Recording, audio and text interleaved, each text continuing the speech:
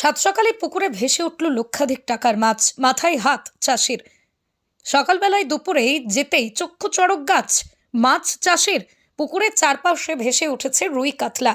কেউ বা কারা রাতের অন্ধকারেই পুকুরে বিষ মেশানোর ফলে এমন ঘটনা ঘটেছে বলেই অনুমান ওই চাষির।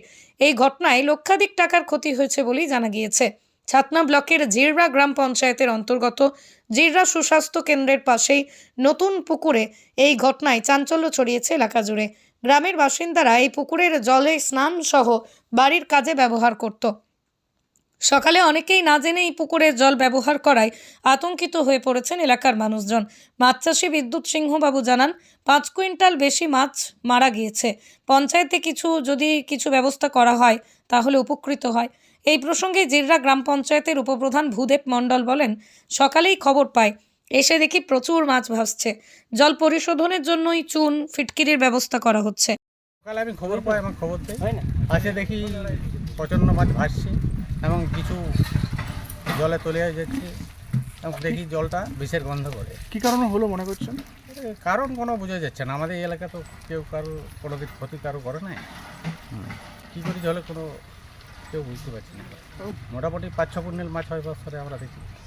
এবারে আমরা জলটা পরিশোধন করার জন্যে চুন ফটকারি ব্লিচিং দেবো যাতে, এবং কিছু মানুষকেও বলা আছে যে এখন যেমন না কেউ ওখানে নামে। আমার নাম ভূদেব মণ্ডল। কি পদে আছে? আমি উপপ্রধান জিররা জলে। আমি একটা পুকুর চাষ করি। এই পুকুরে চাষ করে মাছ চাষ করছি দীর্ঘদিন ধরে, প্রায় 25 বছরের কাছাকাছি করছি।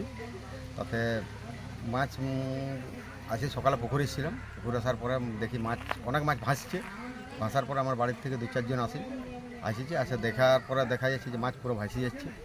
তাতে আমাদের ধারণা যেটা যে মনে হচ্ছে বিষক্রিয়া। তার কারণে আমার যেটা অভিজ্ঞতা, যে আমি 25-26 বছরে মাছ নিয়ে ব্যবসা করছি, তাতে মনে হচ্ছে যে বিষক্রিয়া।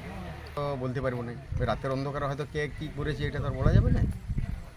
মানে আমার যেটা ধারণা মাছ চাষের প্রতি, যে এটা মোটামুটি 50,000 টাকার কাছাকাছি মানে মাছ ছাড়া হয়েছে। আমার কত টাকার মাছ ছিল মোটামুটি?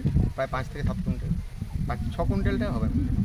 কিছু জাল দিয়ে মাছটা ধরা হচ্ছে, তাতে দেখা যাচ্ছে যে মোরা মাছ ছাড়া জীবন্ত মাছ ওঠেনি। পুকুরের জলে নামলে বাদে একটু মানে জ্বালা একটু ভাব আসছে না। ব্যবহার তেমনি করতাম, গ্রামে সবাই চান বাচ্চা টাচ্চাগুলো স্কুল যাওয়া যায়, বাসন টাসন ধোয়াধুয়ি মেয়েরা সব করে, কিন্তু এখন আপাতত বন্ধ করা হয়েছে এটা। হ্যাঁ, আতঙ্ক তো অবশ্যই।